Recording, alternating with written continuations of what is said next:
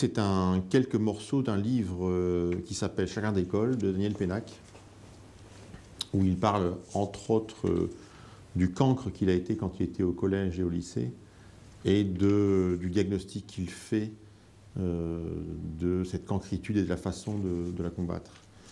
Et parce qu'il dit une chose très juste, il parle des cancres, et il dit la fiction, le cancre sanglu le tient prisonnier ailleurs, quelque part entre l'école à combattre et la famille à rassurer, dans une troisième et angoissante dimension où le rôle dévolu à l'imagination consiste à colmater les innombrables brèches où peut surgir le réel sous ses aspects les plus redoutés.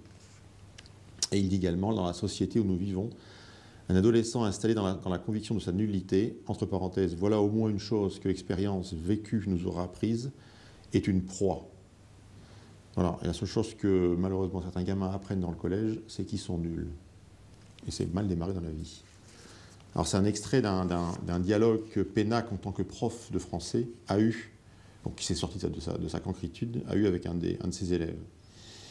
Et il parle du Y, de j'y arriverai jamais, du en, de je m'en fous, et du ça, de ça me gave. Le Y, le en et le ça.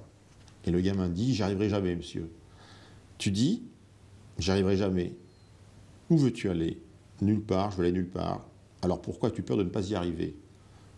C'est pas ce que je veux dire. Qu'est-ce que tu veux dire? Que j'y arriverai jamais, c'est tout. Dialogue de sourds.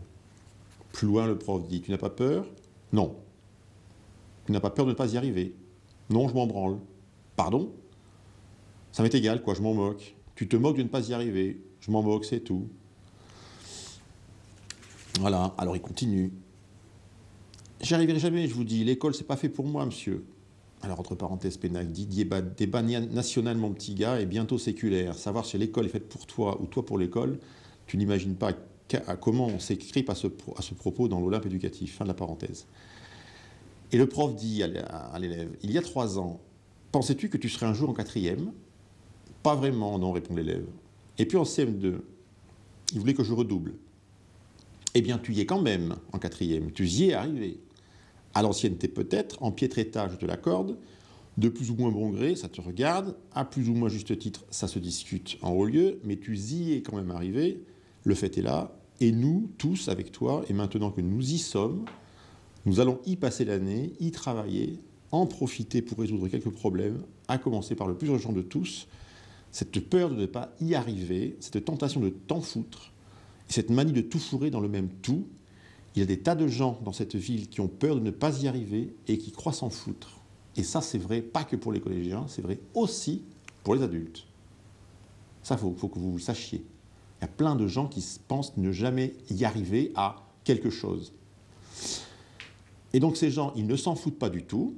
Ils friment, ils dépriment, ils dérivent, ils gueulent, ils cognent, ils jouent à faire peur. Mais s'il y a une chose dont ils ne se foutent pas, c'est bien de ce Y et de ce en qui leur pourrissent la vie et de ce tout qui les gonfle. Le gamin continue. Ça sert à rien de toute façon. Ça sert à rien. Ça, moi, j'ai entendu plein de fois ça. Ça sert à rien les maths. Ça sert à rien.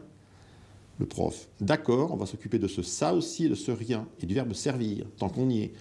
Le prof continue parce qu'il commence à me taper sur les nerfs sur le verbe servir. Ça sert à rien, ça sert à rien. Et dans ta bouche, vraiment, il sert à quoi le verbe servir? Il est temps de se poser la question. Et il continue sur l'apparition du en. D'où l'apparition du en de s'en moquer. Alors il parle du Y, les résultats, le Y de tous les aspects de la scolarité, le Y de j'y arriverai jamais de toute façon, je suis trop nul. D'où l'apparition du en de s'en moquer. Alors s'en foutre, s'en taper, s'en branler, histoire de tester la résistance des oreilles enseignantes, encore une vingtaine d'années, et s'en battre les couilles viendrait à la liste. Et il parle du en, le constat quotidien de son échec, en l'opinion que les adultes ont de lui, ça c'est très important, en l'opinion que les adultes ont de lui, ou qu'ils pensent qu'ils ont de lui, et en ce sentiment d'humiliation qu'il préfère reconvertir en haine des professeurs et en mépris des bons élèves. Je trouve que c'est très juste ça. Ce je m'en moque, ça finit par ça, quoi.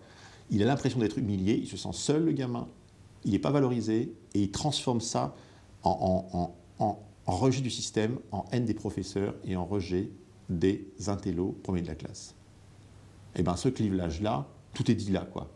Ce clivage-là, c'est un peu ça le cœur de métier de Clic et Clac. C'est justement ça, de déculpabiliser le premier de la classe en leur disant, c'est très bien le premier de la classe, et déculpabiliser les derniers de la classe, en disant, ok, on va trouver autre chose, quoi.